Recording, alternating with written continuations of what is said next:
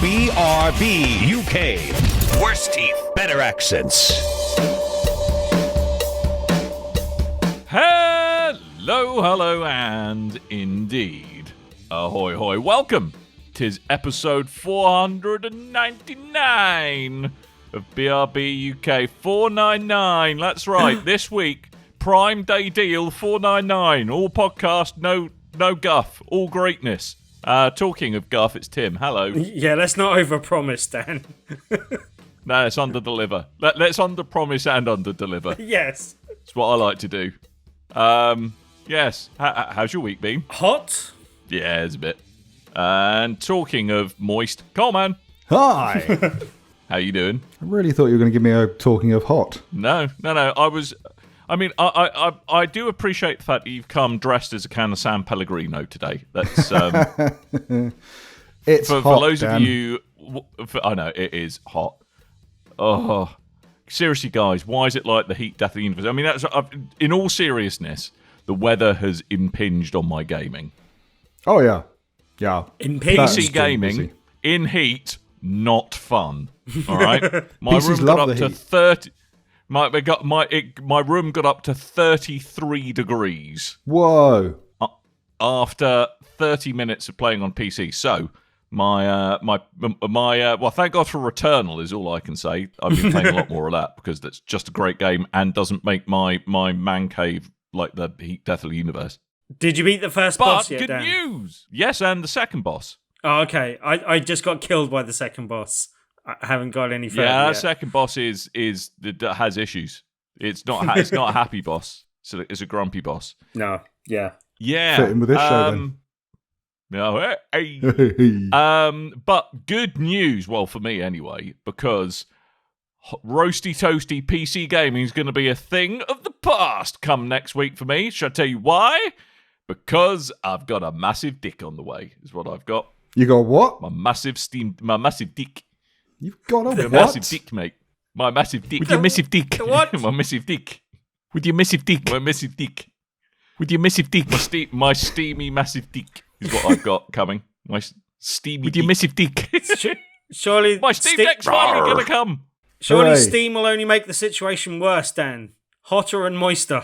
Well, but yeah, well, moister maybe, but I refuse to believe it's going to heat up my room like a PC. Okay. So I'm very excited that that's finally on the way.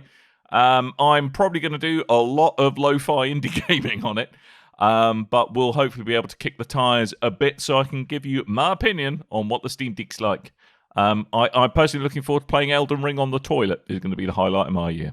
That's good. It's good. Game of the rear. It's good to have I thought some so. goals, something to aspire to. Look, you've got to, mate, as I've said before, under-promise, under-deliver. That's what you got to do. That's what you got to do.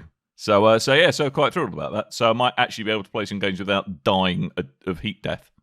With your massive dick. My massive dick. So I shall tell you the tales of my massive dick whenever we next speak. It might not be next episode because episode 500 is a big one, so we're told. Yeah. And I've and I hear there is scripted yet unseen chaos that's going to happen. Chaos. Unleash chaos. Chaos. Yes, you. Yes, Ooh. There's unscripted Coleman is going to happen. So I look forward to that. So it might be 5:01 before I We'll I talk let you about know. that at the end of the show. It's a nice little tease will be now. for the next week. Will Yeah, be now. why not? You tease. But for now, let's talk about video games. All right, let's Ooh. talk about video games. So, as you probably worked out through mine and Tim's bants at the beginning, crazy bants. Largely, I've been playing a bit more Returnal because that's all my brain's capable of doing at the moment.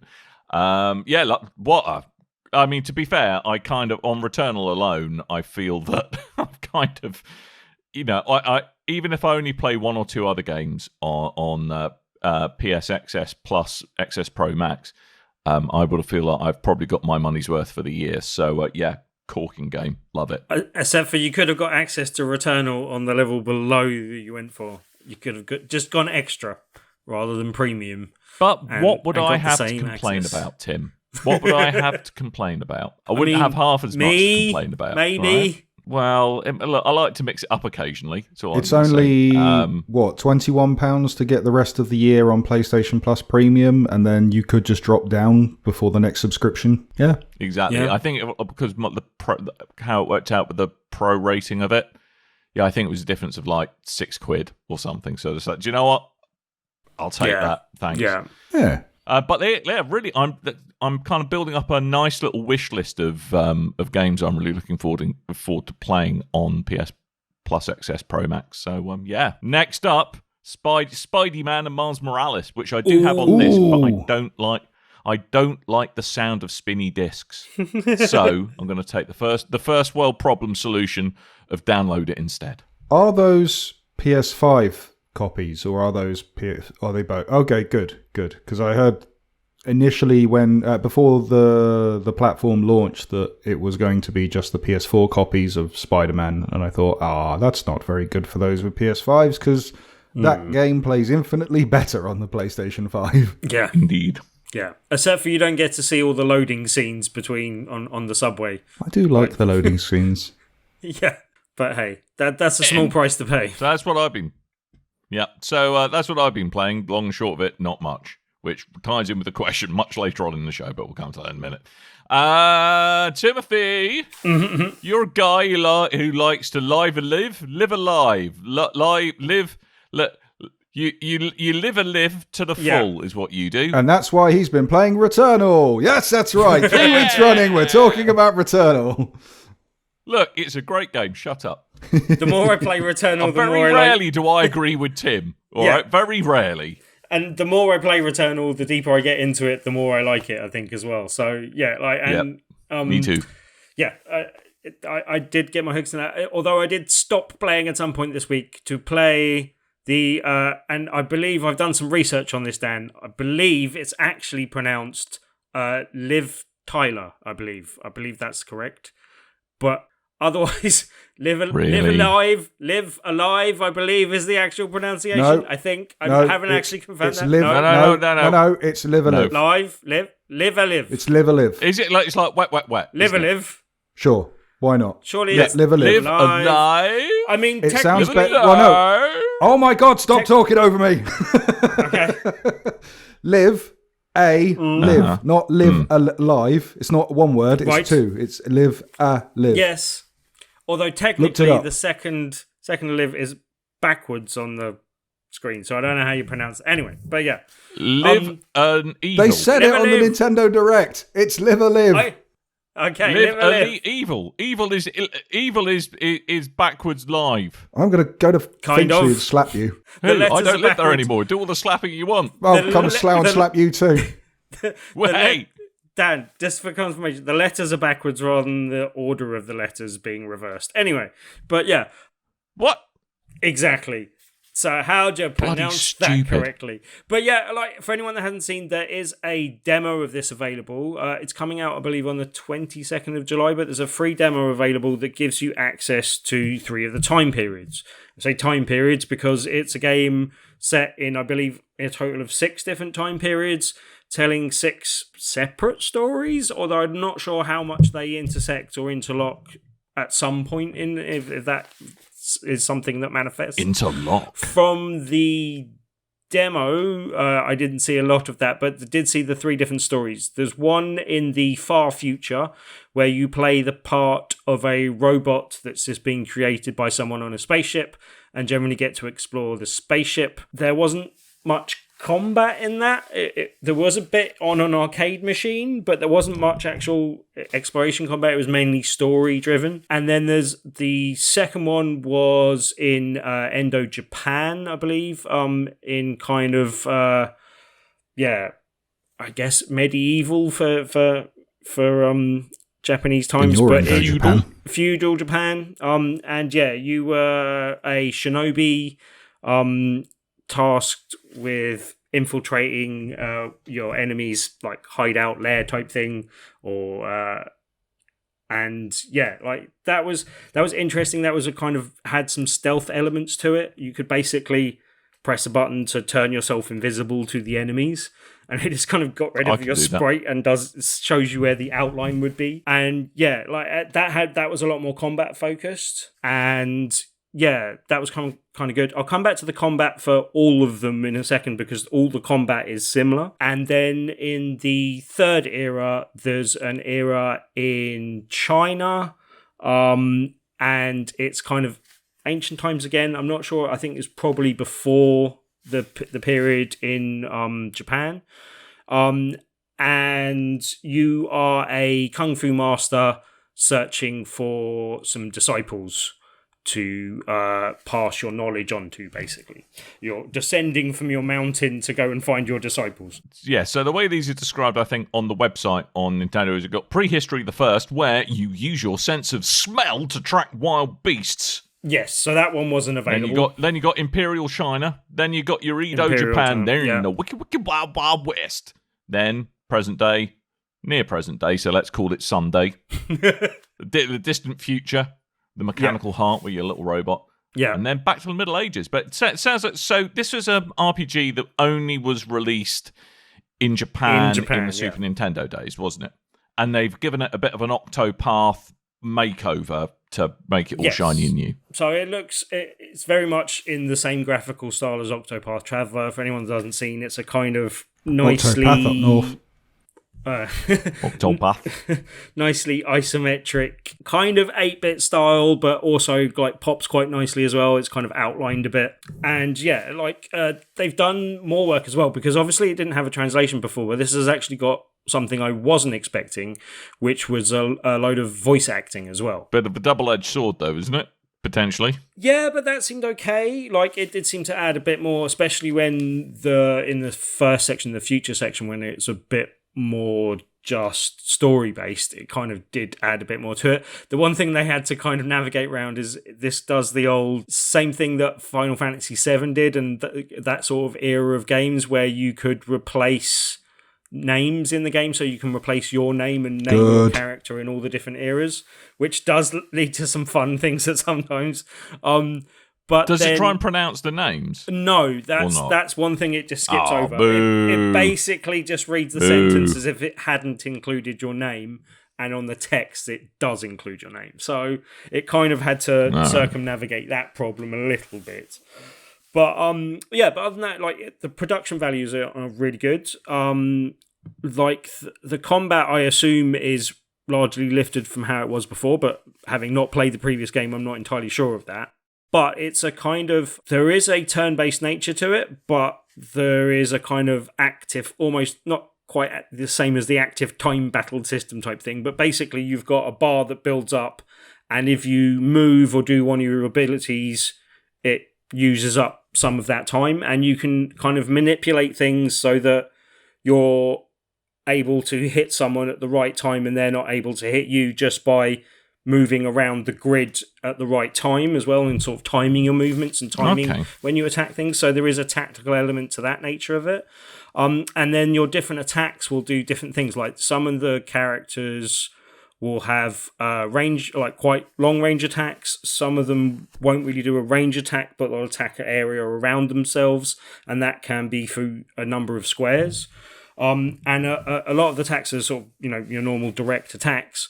But then some of them will do on diagonals, and some of them will push enemies away, and some of them you'll actually move backwards. So there is some tactical element to putting some distance between you and the enemy, and also the enemies all have different ranges and different attacks that can attack at different patterns. Like, a lot of the enemies have like a long diagonal attack, so you have to stay off the long diagonals. And yeah, like that works quite well. I quite like the combat. Like, it's a bit different in each time period, but it has the same fundamental, here is a grid structure, here is a number of enemies, usually one just to start with, but it does ramp things up a bit. And then, yeah, it's a case of, there are some attacks where you'll do an initial attack, but then it will also like scorch the earth. Like, if there's a big fire attack, some of them will actually damage tiles afterwards, but then that'll leave an effect on those tiles. So if you drag the enemies through that, they'll also get more damage for being on one of those tiles as well. And there's fire and water attacks and different things, and different enemies are vulnerable to different things or resistant to different things, so you have to kind of mix up your attacks a bit as well. But yeah, I was actually really pleased with the combat. Going in, I was like, well, I'm going to try the demo, and I probably won't pick this up on day one just because I've got my hands filled with other things at the moment. But it was possibly going to be in my radar, and I wanted to try out the demo to see if that was the case. It's now definitely on my radar, and I'm even considering picking it up on day one because I want to see like where the story with the 3 disciples that I found goes with the old man and with the old kung fu master, the Shifu, I believe they refer to him as, and yeah, like I'm intrigued by there's a hook on all 3 stories where I kind of want to see where it goes. The Shinobi one probably had the more difficult combat and more stuff going on there, and that's kind of where I learned some of the deeper things of the combat, and that had a bit more going on the action side of things because there was some stealth to it as well. But yeah, overall I was pretty impressed. The graphical style was good, the voice acting was okay, and I didn't expect there to be any voice acting necessarily. And yeah, I enjoyed the combat. So this is definitely high on my radar, and I think it's a pretty good fit for Switch as well, which is where I was playing it. Sweet as. I think that's a Switch exclusive as well, so I think you're only getting that on Switch. Really? Yeah, because it was Live a Live was a Nintendo game, and this is a remake. Yes, it was. Yeah. Okay. Well, yeah, I definitely suggest trying out the demo and seeing if you like it. Sweet. I do really love that art style that they've kind of really nailed, following on from Octopath Traveler. I just think it just suits the Switch really nicely, that art style. Yeah, good. Well, I mean, sounds a really interesting premise, like kind of all of these different time periods, but with like a common thread running through them, and hopefully it's got quite a good payoff. So yeah. Yes, I like, yes, and I will be on the edge of my seat as you reach your final purchasing decision, Tim. That's something I'm sure the whole internet will be very excited about. Well, it's £40, so it puts it at a reasonable price point. Right, but it's still. I might wait for it to come down from that. Maybe I'll see how I'm feeling on the day and where I am with other games. But yeah, fair enough. Who's publishing that? Penguin Books. Okay. Is it not Square Enix? I think it's Squeenix. It's Squeenix. Okay. I was going to say, because if it's Nintendo directly, then waiting for a reduction in price probably isn't a thing that you should be doing. Yeah, it doesn't say. Doesn't say on the. I'd assume Squeenix because the developer is Squeenix. No, publisher is Nintendo, but there is Squeenix. Okay. Or to full name them, Square Enix Company Limited Historia Incorporated. No, Squeenix. Yeah. They're a company limited and they're incorporated. I mean, spread your bets. It's fine. It's all good. Yeah, cool. Well, I might be interested in giving that a little tickle, but something else I'm also quite interested in, because I do like me a puzzler. I love me a puzzler, and I love a room-based puzzler. And I think, Coleman, you might have the unbridled excitement that will keep me a happy man until my messy dick arrives. Yeah, I've been playing Returnal. It's really good. It's available on PlayStation. I've heard a lot of good. I've heard a lot of good things extra about that and game. Really? No, I didn't play it. I installed it. I haven't played it. Did you? Yes, I went for premium. Yay! You joined the premium Welcome club. to the more money than sense club. Yeah. Tell you what, I did play. I played Puppeteer on streaming. You? It was pretty good. Really? Yeah. Was it? Yeah. It was a cromulent way of playing the game. Wow, good word. Yeah. Look at you bringing your Scrabble A game to this podcast. Anyway, I have been playing. I've also been raiding the. I have been raiding the Game Pass this week. Unfortunately, not for Power Wash Simulator, which I really wanted to get out. It was launched an hour before we were meant to record, and I wanted to get a quick cheeky play in. But I got something that I've never seen on Game Pass, considering that I've been in the alpha and the beta. I've never seen this happen before. It's so popular that they made me queue to play the game. Really? I've not seen that on Game Pass. Have you heard of a cool game called Destiny? They do that on... Well, yeah, that's to play the game anyway. They do that on GeForce Now and all those kind of services, but I've never had that with Game Pass itself. So that's a little worrying going forward. If that's... you could be waiting for the next big game to come out, and then you go, I want to play this on cloud. Nah, too busy. Can't play. Oh. So... install it is. Anyway, so I went for Escape Academy, which I've been playing for a couple of days now. And as Dan alluded to, this is, as the name alludes to as well, this is an escape room type game. This is a puzzle type game done in the style of first person. It's kind of done in, it kind of harkens back to those find the object type games mixed with an escape room. So, but rather than doing a point and click, just clicking on random objects until you find the right thing and solve the puzzle. It is first person, walk around, interact with objects, look inside.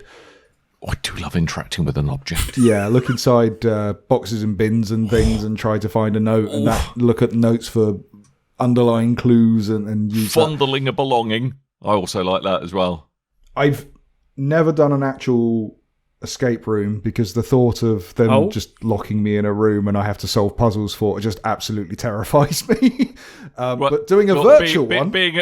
Being the whim at someone who's trying to fund their gap year is basically what you're concerned about. Yeah, I get a little claustrophobic, and the idea of them just locking me in a room is not something that I particularly like the idea of. So doing it in a video game, much safer.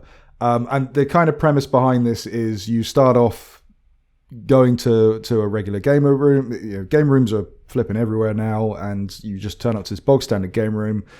You have a time limit, and if you find all the clues and you figure out the puzzle, you find the key, you escape the room. The place that you've gone for this escape room just completely empty. There's no one in there. You can't get out. So you're actually solving even more clues. And it turns out that this was all an elaborate ruse and is set up to see if you're worthy of joining the Escape Academy, which is kind of like a Hogwarts for students that want to learn how to escape things. Not really? Not like wizardry. Yeah, it's a school for escape artists. Basically, why are they gits? Why have they got to be gits? I don't know why gits. I don't know, but yeah. Hogwarts for Muggles surely would be the appropriate thing, wouldn't it? I mean, they're let's unmagical not get people. Yeah. Don't worry, I'm not going to mention the name of the author. It's fine. Well, it's all good. It's an academy for escapologists, and it's very fun. And escapologists, aren't they fancy? It's one that I thought this was going to be a nice little throwaway. I could do this on the phone while I'm going to and from work, and then quickly found out, no, you need to be sat with a pen and paper or a phone or something to take notes on. Oh, God. You will enter a room and go, right, let's find the first clue. Oh, it's a cipher. It's a cipher, and it's the other end of the room to what I need to work out for, and I only have 10 minutes to work this out, so I really should have brought a pen and paper rather than play this on my phone on the London Underground. So, yes. It's just write on a random passerby, it's fine.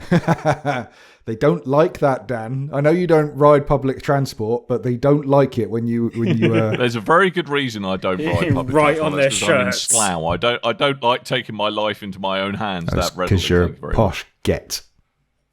Thank you. Yes. Clearly, that's what it is.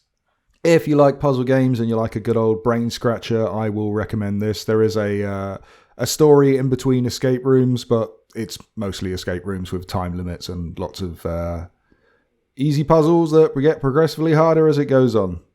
Hey, but good news. Do you know what else was recently added to Game Pass this week? Power Wash Simulator. My Friend Peppa Pig. Yes, that also came out today. Can't wait. I know. Give that a go. I really hope that it's kind of like secretly like 18 rated. Just some kind of really depraved minigame in it would make me just smile. Is it like I don't think they'll do that, Dan. Is it like how YouTube got flooded with all those different fake Peppa Pig cartoons where it's like her getting all her teeth drilled out and stuff to trick children into watching them on and get past the YouTube Kids censorship? Is it one of those?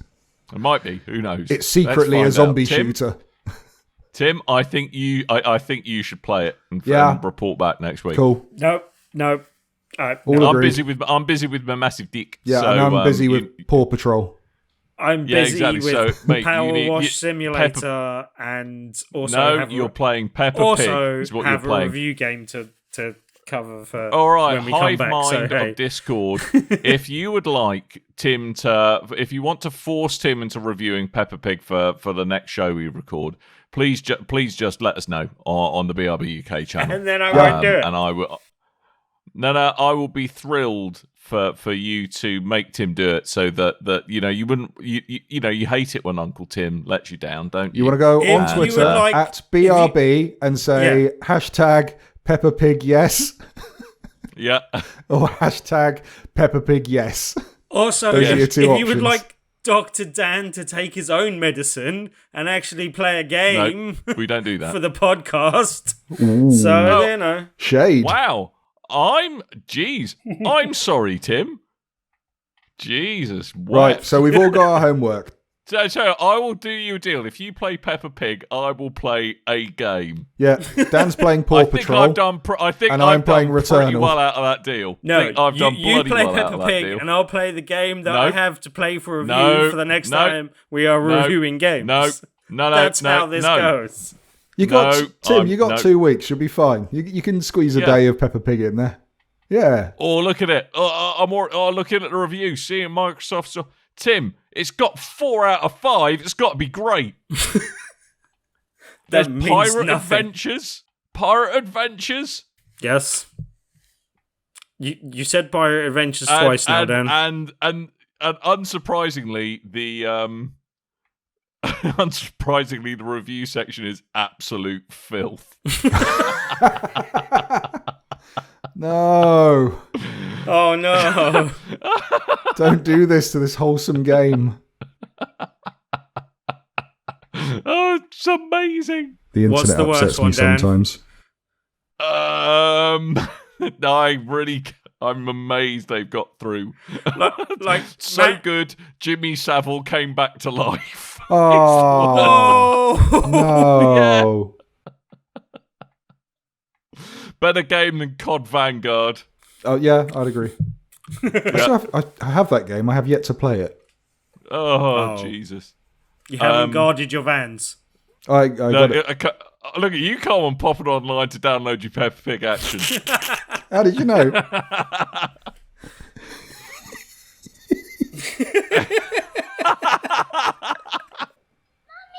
Wow. Wow. Daddy Pig, juicy horny corns pig. He's one review, 5 stars. Amazing. My new friend. A new Oh, friend? Yes! oh, excellent. I don't know. Amazing. Good. I was disappointed I couldn't sleep with Daddy Pig. What? It's not a dating Oh, sim. it's amazing. I have a surprising amount of friends playing this game. You know who you are. Right, let's jump into the news. Oh, there's an official club. This isn't real news, Dan. It is real news. No, This is the news that What the people, people come in want. for. I've only got one friend who's playing it. it's me. No, Yeah, no. It's the chap who used to be Achievement Hunter's Brown Man. Oh, He does love him some achievements. That's why he's got 2 million game score. that makes sense. Yeah. Yeah, So there we go. cool. Anyway, Love that Peppa Pig.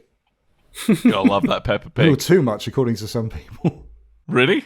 Yeah. Anyway, at you. let's talk about the news. And Sony dropped a bit of information just before we decided to start recording, and that was that there is a new loyalty program coming from PlayStation, much like Xbox have the rewards program and Nintendo have the gold points system. PlayStation are going to launch something called PlayStation Stars later in the year. And the idea is you get wallet funds and rewards for purchases in the PlayStation Store. Good plan. Wow. Yeah. I wish All of those things excite me. Yeah, I wish they did something sooner. And unfortunately, it can't be quite to the scale of what Microsoft do, because you get your points for not just playing your games, but you get it for using Microsoft Edge and like all these random different things you can get points for. This would purely be, by the looks of it, just buying PlayStation stuff. So it's a bit like essentially a loyalty card. Yeah, Yeah, it looks like it. It's more like the Nintendo thing that it is the Xbox thing. I'm fine with that if there's any savings to be made. I wish it had come sooner because I've spent too much money on PlayStation games over the years. And there was a bit of confusion with this because in the blog post, it said that you'll get the chance to get wallet funds and also digital rewards, which some people mistakenly thought that meant NFTs, and they had to clarify, no, not NFTs, No, digital rewards like little... I think they call them digital collectibles. Yes. So like they're digital representations of things that PlayStation fans enjoy. This is quoting, including figurines of beloved and iconic characters from games and other forms of entertainment, as well as cherished devices that tap into Sony's history of innovation. That, to be honest, it sounds like they might have been NFTs until quite recently. It sounds like they might have had them lined up for something along those lines, but it seems that they're digital collectibles. Quite how they manifest themselves in your user profile or on the UI is a little unclear, actually. You're going to get a little trophy room to keep all your special knickknacks in, I reckon. And really? No, I don't know. PlayStation Home 2.0.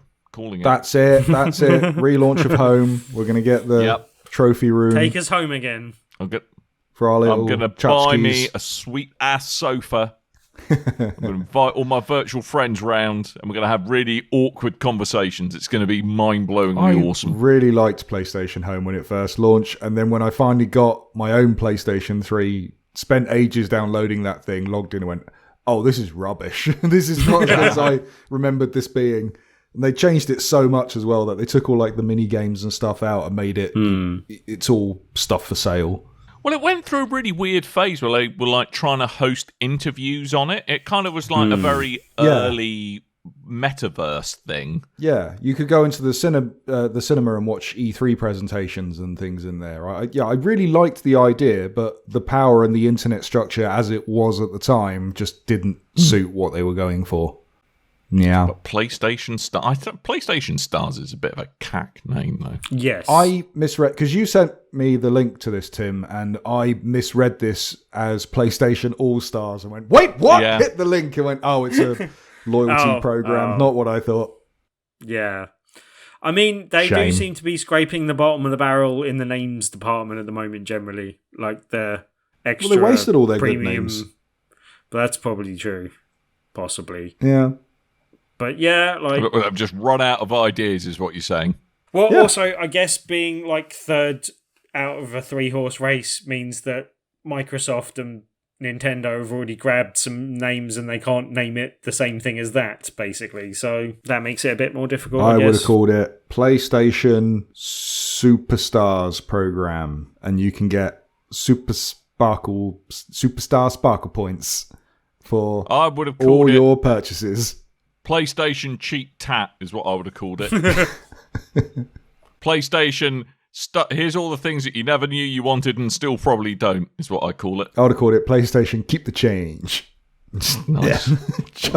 Chucking coins at you. Pittance for what you spent. Anywho. Nice. Right. Next topic. Yeah, flying through the news. There was Nacon Connect 2022. That happened just after we recorded last week, so we won't go into too much because it's kind of been covered to death. Couple of highlights that I wanted to talk about personally. Last time they announced that there was going to be a new Robocop game called Robocop. It's called Robocop Rogue City. We found out on this stream, and it's going to be a first-person shooter that comes out June 2023 to Nintendo Switch, PC, PS5, Xbox One, and Xbox the Series. And do you know what's the most exciting thing? What is the most exciting thing? It's got Paul Weller in it. Yes. Oh wait, no, not Paul. No. Pizza Render. Pizza Weller. Yeah, he's returning, which isn't surprising. He came back for the Robocop Mortal Kombat DLC, which was really good. I like that it's a first-person shooter. It looks fun. It's from the guys that made the Terminator game that Tim really seemed to dig. So, yeah, a lot to look forward to with this. And then looks like there's some quite cool ways in which you can interact with the environment to like take out Ed 209s and stuff like that as well. It looks pretty awesome. I am looking forward to that. How much of that is heavily scripted, God knows. But I quite like the way how it's not trying to modernise it too much. It's really leaning into like the late 80s, early 90s aesthetic as well. So yeah, I quite like the look of it. Yeah, they did. I mean, they did a reboot. It kind of didn't perform as well as they thought they had, and 80s retro it'll always be in, I think. So when you're pulling up these things, you might as well reference the source material rather than try to do a new interpretation. But speaking of that same studio, they are also making another Terminator game, which hasn't got a title yet, but it is going to be a survival game. So I'm assuming next year we'll find out more details on this, much like they did with Robocop. Not terminated, as it were. No. Very much alive. But a Terminator survival game, I'm up for that.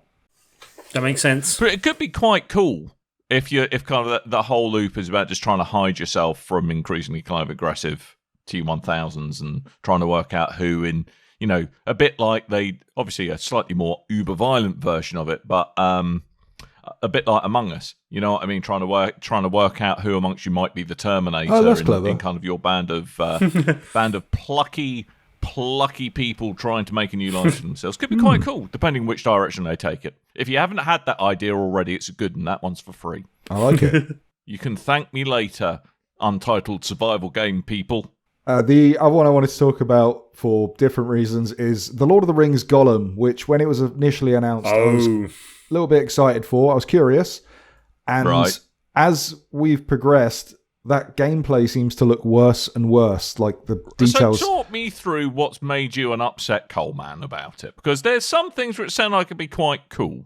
Like you having to sneak about and... I'm not upset, per se. I would say when they initially showed this off, I was like, oh, that's an interesting idea. But it seems each time they show it off, it's looking ropier and more dated. Have you seen how ugly it looks, Dan?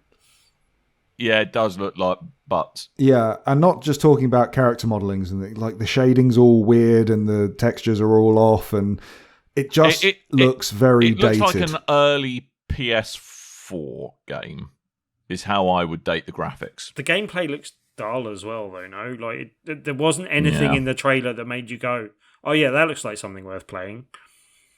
Well, what I think's odd is that they don't. I think it almost needs to have a completely different visual style because it's not sure if it wants to be realistic and kind of realistic looking, or whether it wants to be a bit more cartoony in its styling. I think it looks like it hasn't really got much in the way of good, solid, strong art direction at the moment. And I think if they lent into a bit more of a unique style, it could be a bit more engaging. Because at the moment, you're right, it looks very Uncanny Valley. It doesn't quite know what it wants to be in terms of visual appeal. It doesn't look great. So, yeah.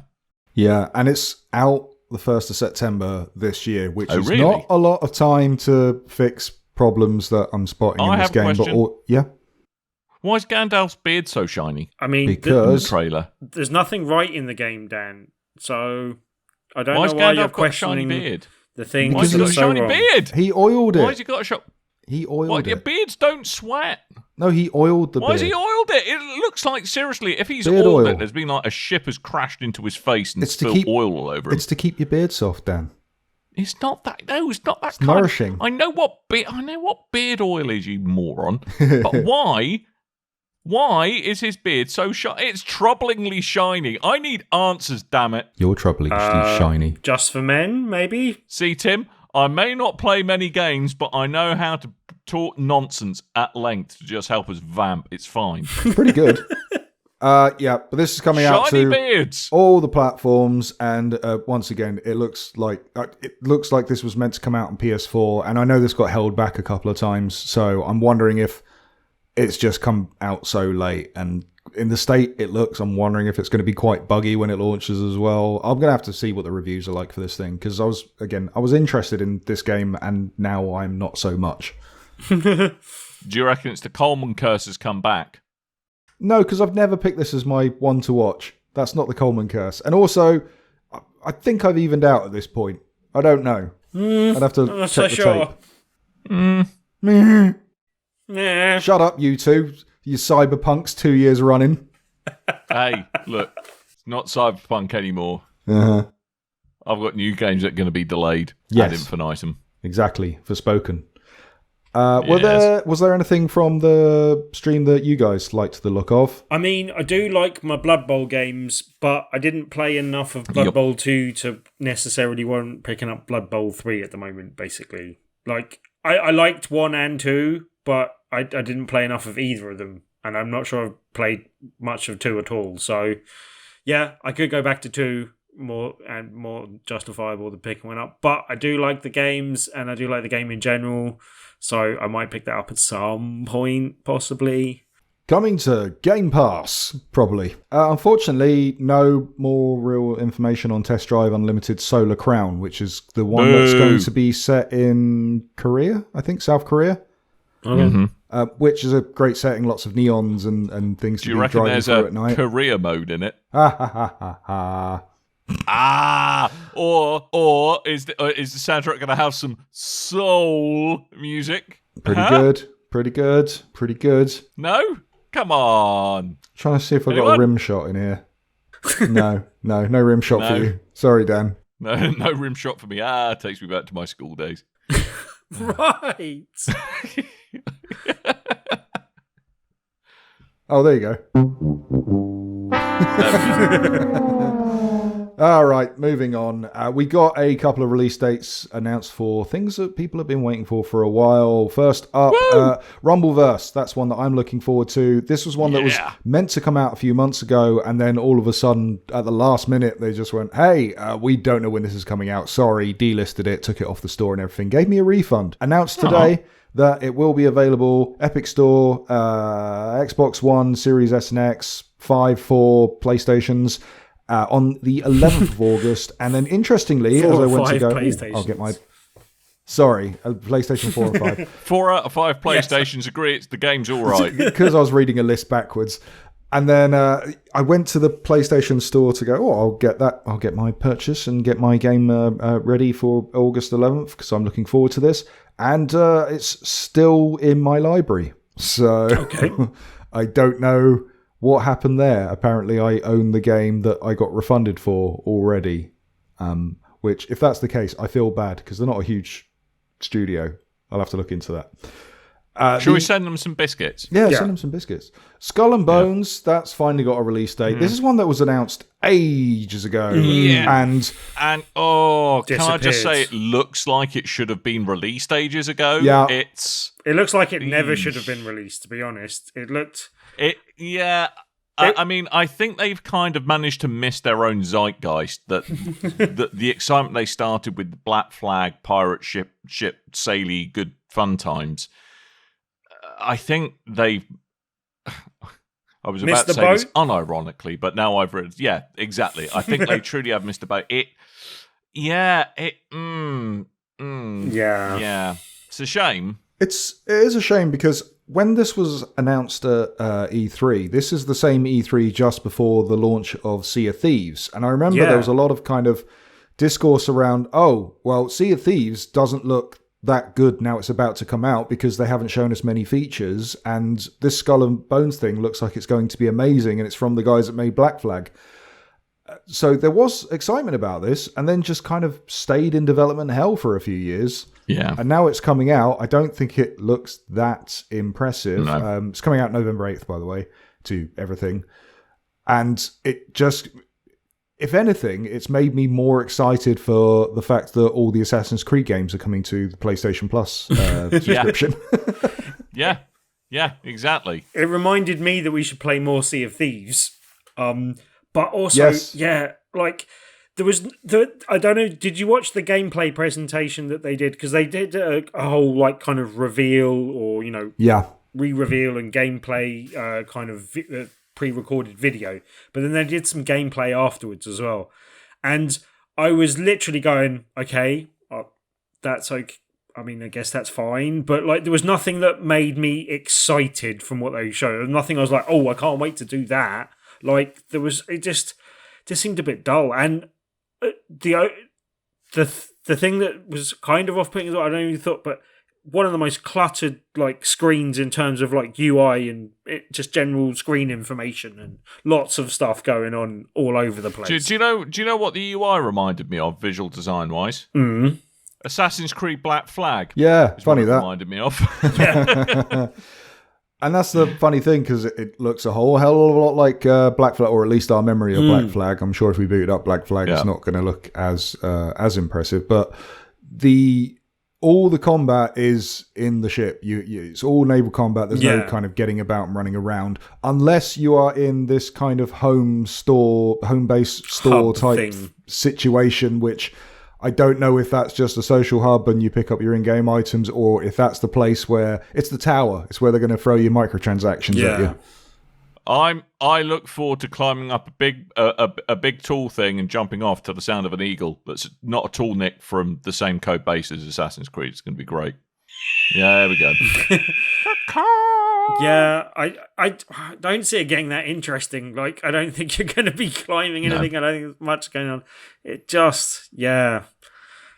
One thing I am looking forward to is Bayonetta 3 finally got its release date. That is coming to the Nintendo Switch, October 28th. Sexy Librarian returns. Yes, and speaking of the fact that it's Sexy Librarian, Platinum Games had to come out and go, by the way, we will have a family-friendly mode for Bayonetta 3. You know, seeing as it's on Nintendo's where the protagonist platform. is replaced by some middle-aged fat bloke called Kevin. Yeah, I mean, it makes sense, especially as Bayonetta was available as a fighter in Smash Brothers. So you might have a lot of kids that don't know the games but are familiar with this character from Smash Brothers only, and then go, oh, they've got their own game. I might want to buy this, or I might want my mum and dad to buy this. It's children, you know, what are they doing, saving up the pocket money? I don't know. Not in this climate. I don't know. I have to say, but I mean, I kind of quite like the aspects of the gameplay of Bayonetta, but a bit of me, I don't know. Perhaps I'm just getting old, but a bit of me just kind of takes a bit of a sigh whenever I see games of this genre where it's a thinly veiled excuse to ogle at some ludicrously proportioned women wearing not very much. I don't know, just slightly wearing nothing slightly but her own hair made into a suit and glasses. So, and guns. It just kind of depresses me guns, that we haven't moved we haven't kind of moved past this in kind of a game design kind of way. Perhaps I'm just being an old grumpy bugger, but I think you are just being an old grumpy bugger. Which is a fair point, Coleman. Both things can be true. I mean, like, that's fair. But no, it's like Lollipop Chainsaw got announced as coming with a remake, and they confirmed some more details this week in saying that they're not going to change any of the content. They might have to change some of the music by the sounds of things, but like for legal reasons. And, look, it's a great game. It's an interesting mashup because James Gunn was involved in it as well, kind of thing. Pew pew. But yeah, like, it's one of the only games I've ever marked down, despite really enjoying it from a gameplay perspective, marked down on the fact that it's just overtly sexist. Just lots of upskirt shots and stuff like that. And I guess I should level the same sort of criticism at Bayonetta, but I like Bayonetta as well. Yeah, I mean, that is down to personal preference, and there are a lot of women that play these games, enjoy these games. There are a lot of women that dress up as these characters for cosplays and things. So, you know, it's down to your own preference, really. I personally like the Bayonetta games, and I think they are really. I mean, it's a hack and slash shooter like Devil May Cry, but from Platinum Games. How can you not enjoy that? It's solid gameplay. I think it's some of their best work. I'm very excited for this. Previous Bayonetta games, no, like it's Platinum at their best. I'll have to see what reviews are like for the Lollipop Chainsaw re-release, because I really enjoyed that game on the 360, but I don't know like how straight a port it's going to be. Will it come over bugs and all and stuff and just get dumped on the platform? Because it sounds like none of the creators are behind this. It is just a company's gone, we've got this now, we're putting it on these systems. So we'll have to see what kind of level that is at. But yeah, enjoyable.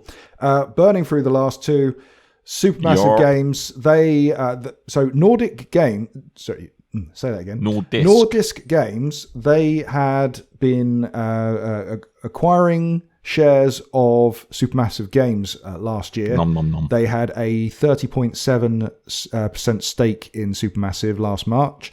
And now they've announced that they have outright acquired Supermassive Games. So they're building a nice little collection of studios over there in Denmark.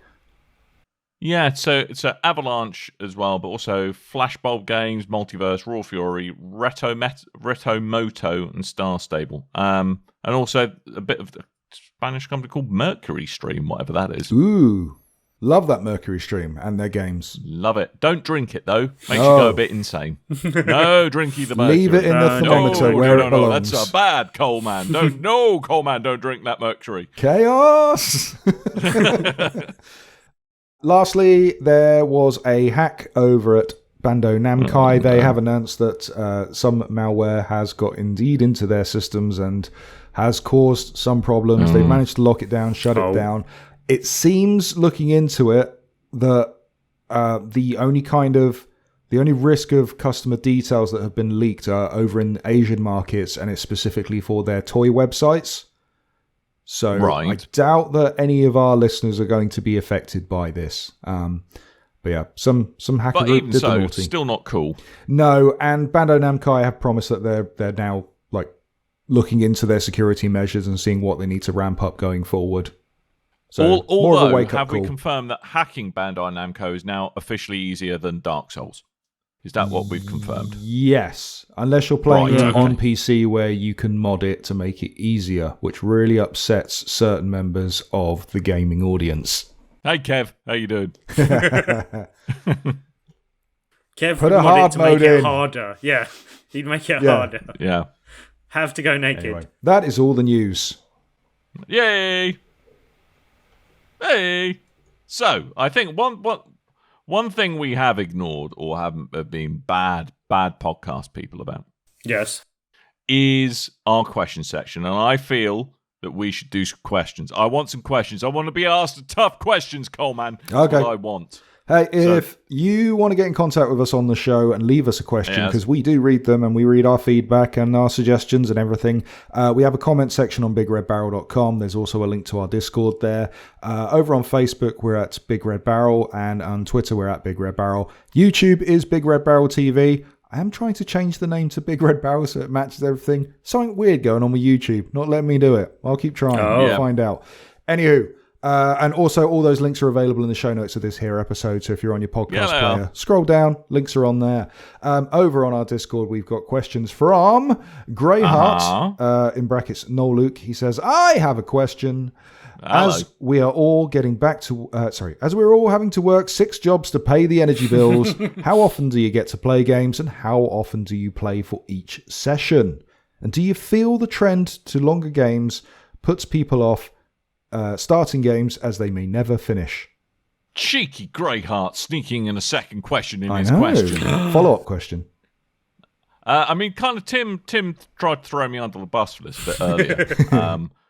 But, I mean, honestly, I don't have anywhere near as much time to play games these days because of work and generally having to adult a bit too much. Yeah. And I think the thing is, the games I do play, I kind of want to be familiar short burst games just so I can chill out. I don't necessarily have the brain space to get stuck into a big, long RPG these days, which is why, guess what? I know people take the mick out at me for it, but I do play a lot of Destiny 2 because I'm very familiar with that game. I can dip in and out of it, and I don't feel that I'm having to learn a bunch of stuff. And Returnal, likewise, although it's a rock-hard game, actually it's very well designed insofar as you can play it in little bite-sized chunks and get a lot of fun out of it. I miss the games of having the times of having a big, long narrative game, or having the time to play a big, long narrative game that I could get my teeth into. I think as either as a function of age or as a result of just, and I think more recently, all of us have had a slightly more intensive work schedule. We're all doing a bit more work for one reason or another. That's maybe probably less Brexit related and more COVID related, but possibly a result of both. But yeah, like my time is at more of a premium than it used to be. I think more COVID related, as I said. Yeah, I was going to say, I was trying to think how Brexit has affected my available time to play games. I mean, I've ranted about Brexit a lot, which has taken ease into my game playing time. I have less time available because I have to put more time into sourcing paper and cutting it myself because I can't get it in the time or the size that I used to, basically. So that has actually And he's only got them Crayola scissors? Yes. With the no blades? Forever. Yeah. Yeah. But yes, Yeah, don't they trust you with the adult scissors yet? no.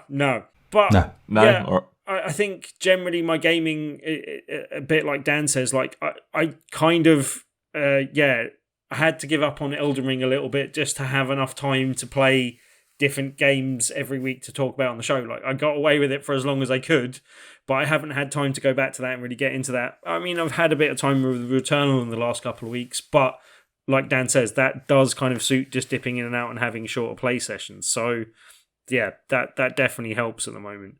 But yeah, like, I mean, it would be nice to have a bit more time, but it's also good to have games that fit into the time that I do have available. Because you asked about the length of play sessions, and there are often times where I'm like, oh, I've got an hour or an hour and a half to play a game, rather than the 4 to 5 hours that I might have had in the past, basically. yeah.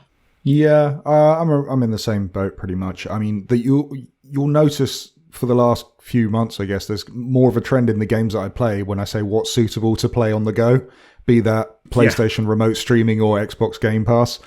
And that is because I get 20 minutes on the tube on my way to and from work, and I'll play something on the way in and out. Sometimes, if I'm lucky enough to not be so busy and I can actually sit and have a proper lunch break, I'll play a game on my lunch break, but that's very rare these days.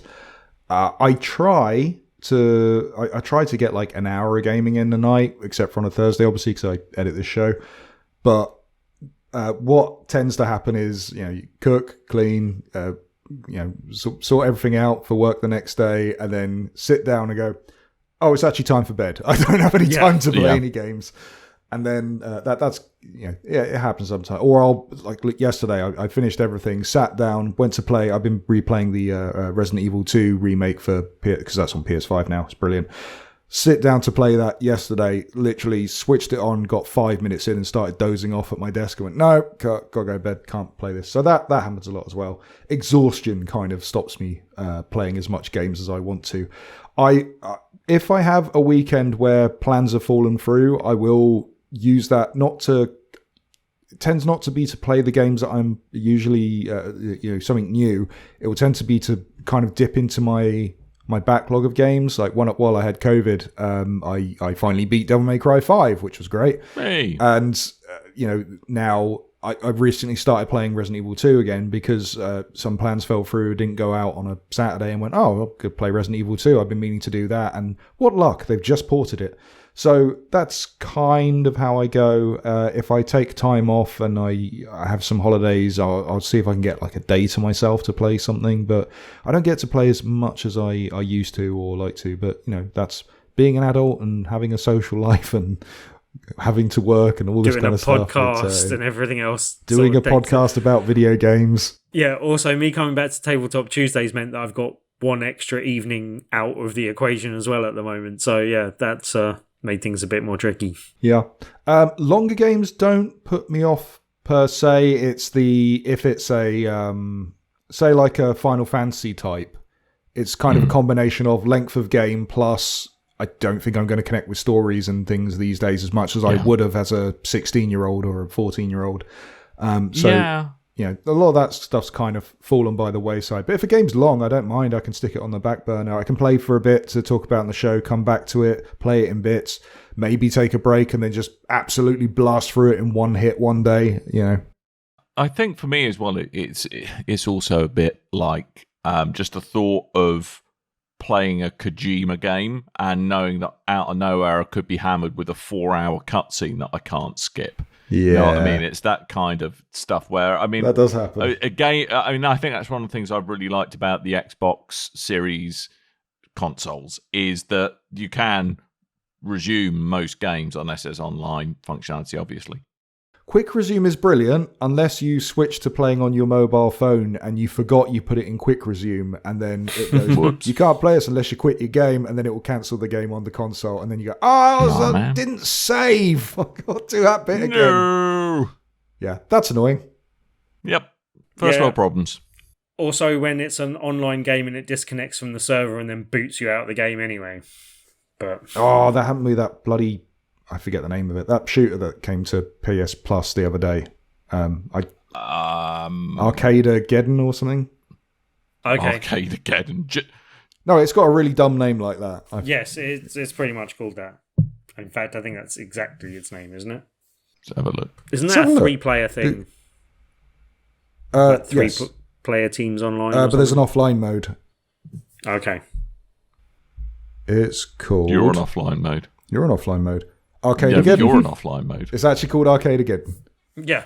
Arcade again. That's all right. I respect them for a silly name. Anyway, that good question, Greyheart. Liked that. Yep. Ed, who you will hear about next week. He's coming in to do one of Who? our special episodes. Ed, our good friend Ed, Who? with a leg for an arm and an arm for a leg. Who? Ed, His name is Mr. Who? Ed. Ed, Who? Ed, who is usually our choose your own adventure writer. Next week he's Right. going to be our dungeon master, and we'll leave it Oh, at that's- oh. that. Oh, Sounds kinky. is that why I got a ball gag in the post? Yes. You'll need this for episode 500. Wait, That's what? actually I a do like the 20-sided beatings, dice, though. Dan. Oh, is it? Yeah, D20.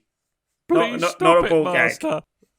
Oh wow, very large dice. Ed wants to know what game world you currently wish you lived in instead of this one. Do you know what I like? Is there's the implicit "we live in the Matrix" aspect to that question. It's what I like. So we are obviously in a video game. I don't want to live in the Matrix though, because they delisted Yeah. that game. Yeah, this server's clearly going down, so we need to get out of here escape to another universe. Yeah, I'll go for anywhere there isn't All right. politics or disease. So basically, any of Ubisoft's games other Right. than The Division. Somewhere nice and sunny and happy that's free from problems. I was thinking Mario games, but then you have to go around jumping on mushrooms and stuff. So maybe that's not the best idea either. Somewhere without conflict. Katamari Damacy is the world I would like to live in. I don't think that's a good idea either. Just one day, just get rolled on and then get stuck to a huge ball. That doesn't sound like fun. Yeah, it sounds all right. I'll be okay with that. At least the music's cool. Banging, yeah, exactly. Banging music is great. Yeah. I mean, I think I'll flip, the jazz version of that is amazing. but I think I'll flip this slightly because I think for me the great thing about video games is the escapism to another world, and I'm looking forward to being a cat in the coming weeks. So Stray, let's go to that world, please. But Really, that's pretty dystopian and grim, mate. yeah, but you get It's to not be a this, but, cat, you know- Dan. You get to be a cat. It's true, but a cat in a dystopian, fairly minging dystopian evil future. Yeah, but you get to knock I things was over. going to say Be a bad cat. maybe That's I could live in the GTA Online version of San Andreas, because I currently have like $19 That sounds million horrific. saved up in that game. Do you know how And much that'd be quite fun to save. there's even more automobile Really? deaths and like gun violence than there is in America. Like, you don't want to do that. That's a terrible idea. No, they're about equal, Tim. They're about equal. It's fine. I mean, you realise you can go down. You can go down the shops without someone teabagging you repeatedly. You realise that? There is that. I'll basically just disguise myself as an NPC. I'll be free guy. I'll do that. Okay. But no, reality. I think I would go with the world of Monkey Island. I think it'd be fun to be Actually, that's a not world bad. full of whimsy and Yes. fun. So. And, Whimsical and you get to be pirates. on a tropical island. That's not bad.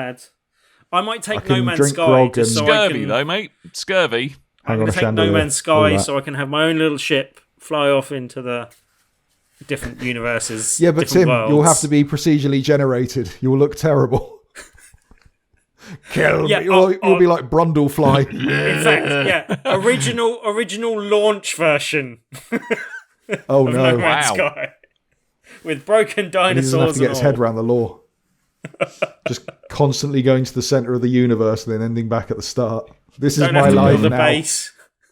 And there's no multiplayer, so no one can just come shoot me out the sky and end it. Yeah, no space pirates. Wow. Right.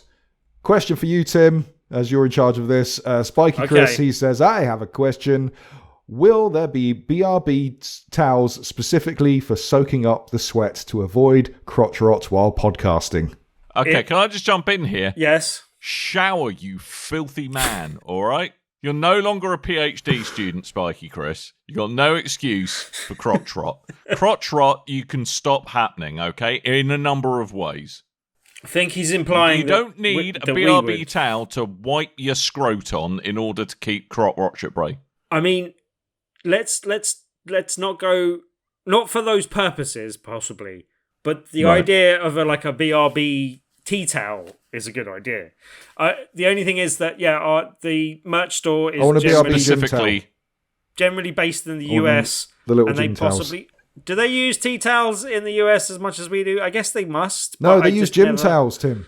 Little gym towels, like John Cena has. I want one of them. Okay. Yeah. So when you're doing your weights, you've got your little. Yeah.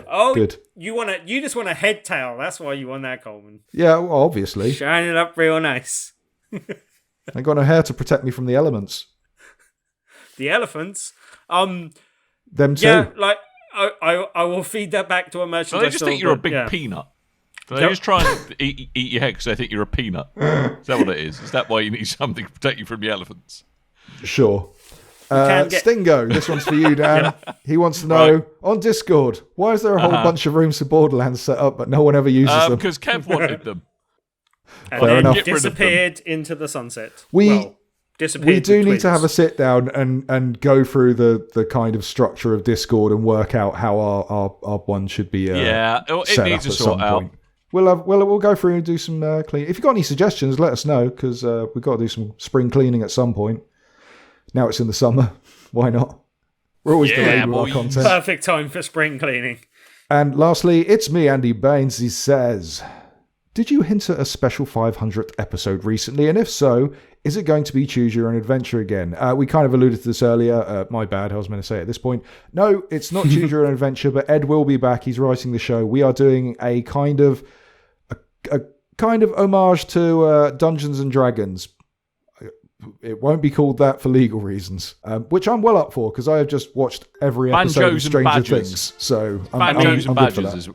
It's an RPG. Banjos and Badgers, that's what I'm going to call it. It's not PG. It's an RPG. Yes. I know we've got some listeners that don't like the special episodes and prefer when we talk about video games we've been playing in news and stuff, but we do this once every 100 episodes, so you can skip a week, it's fine. Good news is it's all you need to. You don't need to worry about it again for probably just under 2 years. And I tell you, seriously, and if I'm still here on episode 600, that's a bloody good effort by all involved, I think. Well, I was going to say, I've seen the artwork from Bleezy. I got a sneak peek, and it is something to behold. Yes. Wow. Yes. Well, I know about as much about it as you do, dear listeners, so God knows what's going to happen. Cool. Right. Should we get going? So I think we've run out of time. All that remains is for me to remind you that I've been Dan. I might have been Tim. The summer heat has been Dan's chaos today. Yeah. Yep.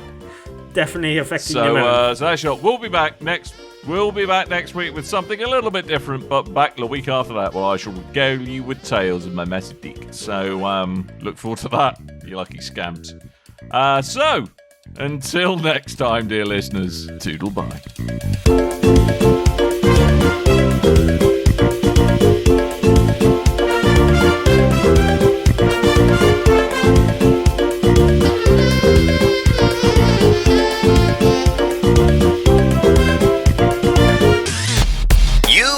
Your ears are quite welcome for the podcasting goodness that you just heard. Why not roll on over to BigRedBarrel.com for more podcasts, news, reviews, and videos from the biggest, reddest site on the internet, BigRedBarrel.com. I have a question. Yes. You said it's not a AAA budget. How many A's are in this budget? I would say 2 to 2.5. Incorrect. The word budget has no A's. Trick question. Suck it, Hibbs. Budget.